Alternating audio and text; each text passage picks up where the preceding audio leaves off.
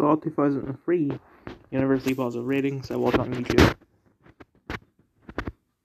Lee Winnell, Cary Elwes, Danny Glover, Dina Meyer, Ken Leung, Michael Emerson, Benito Martinez, Mike Butters, and Paul Got Wrecked do not appear in this. It's only Lee and these three other people: Paul Mortar, Katrina Mavers, and Dean Francis. This is a short film that James Wan and Lee Winnell made the secure funding for Saw, because people just didn't think that it would be a success. This did the same thing with Whiplash, and well, that was a massive success. This is quite weird, because the difference between this and the Whiplash short film is that the Whiplash short film is basically just the not my tempo scene, but everyone is different actors bar J.K. Simmons, and it's in a different location. But where with this, it feels like a lot of the scenes and characters are sort of meshed up together. So Lee Winnell is kind of playing Zepp and Amanda, because he's a hospital orderly like Zepp, and he's in the reverse bear trap like Amanda. So it is quite weird. This is really nice. It does feel like the kind of thing that I would have made and Moving Image.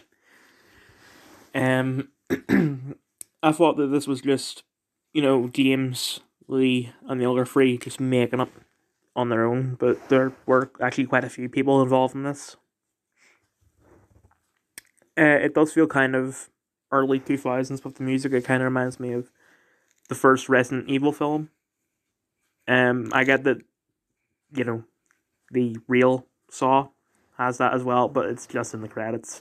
And also a bit where Adam is listening to the music, whereas this kind of reeks of it. It has that same type of music. Like a more aggressive version of the kind of music that Abby listens to in NCIS. Like that's the best way I can describe it.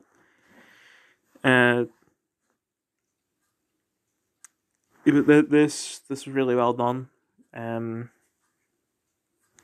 Reverse bear trap. I don't know what the budget for this. I don't know what the budget for this was, but it's going to be extremely low. The reverse bear trap is really good looking in this. It's not the same as the original, but I wouldn't say that one's better than the other. It's hard to say stuff about this because it's just basically, the reverse bear trap scene, but with Lee instead of Shawnee Smith. I'm going to call this Rose. The reason why I'm calling this Rose is because last year, me and the boys had sort of like we were playing a lot of Among Us around this time last year. And one time when we were playing it, there was this girl playing called Rose, and Dylan was flirting with her because, oh my god, it's a gamer girl. And eventually he asked for her Snapchat, and she's like, oh, I don't have Snapchat, and we were saying, maybe she's not old enough, or mummy isn't giving her permission to download Snapchat. Just calling Dylan a nonce, basically. So that's why I'm calling this Rose. Universally positive ratings. It's a Star original in the UK, but I assume that makes it a Hulu original. I'm not sure. It could be Fox Searchlight, but I don't know if it's like Fox Searchlight in association with Hulu. Either way, I watch it on Disney Plus. I don't think there's anyone this I recognize. Yeah, there's not. I don't really have a lot of. I mean, the only way that I would have recognized someone is if one of these people were in like Echo or Reservation Dogs, because they're really the only things that I've seen that have like I don't even know what the PC term is. So I'm just gonna call them Native Americans. This is the best Predator film since Predator 2. Maybe even better than Predator 2. Like, it's a strong contender for actually being the best Predator film. The concept of it being 1700s, Native Americans, all that, really well done. The design for this Predator, it's nothing like any other Predator. Like, you know, the 1 in 1, the 1 in 2, or all the ones in 2, all the ones in Predators, all the ones in the Predator, the AVP films, they all are pretty similar, but this one is quite different, and I do like it. I think it's a bit stupid. His mask is basically just like aim assist, and that aim assist is what fucks him over. If he didn't have aim assist, he'd have more of a chance of killing. Why is my phone so slow? Naru. Actually, Dakota Beavers, that name sounds familiar. Maybe he was an Echo.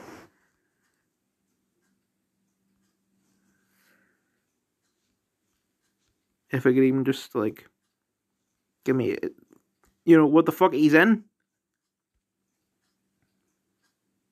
Oh. Whatever. But yeah, it's just, it's weird. Yeah, okay, Predator has its flaws. Predator 2 has quite a bit of flaws. Predators has its flaws. But this is it's the only good Prey is the only good Predator film that has this many flaws, because it is quite flawed despite how good it is. It's weird. Like, the bear traps are a bit stupid, because when it went off for the dog, it was just a flash wound, basically. Whereas, you know, a real bear trap would demolish you.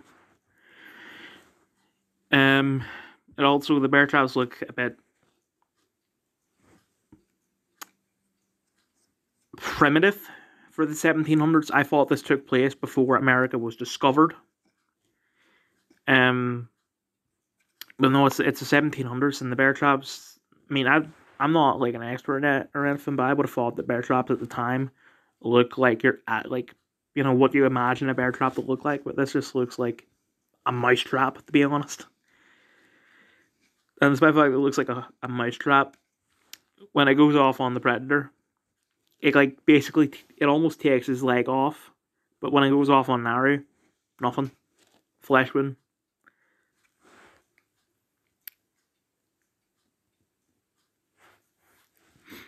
I think it's a bit low for the Predator to be going after, like, wolves and snakes and stuff like that. I know that he only goes after people that are threats, and the snake was able to detect the Predator because they're able to do something like it's. It wasn't just shit they made up. Like, snakes really do have this thing that would make them be able to detect predators even while they're in their camo. But it's just, the Predator is going after unintelligent species. It just seems a bit low.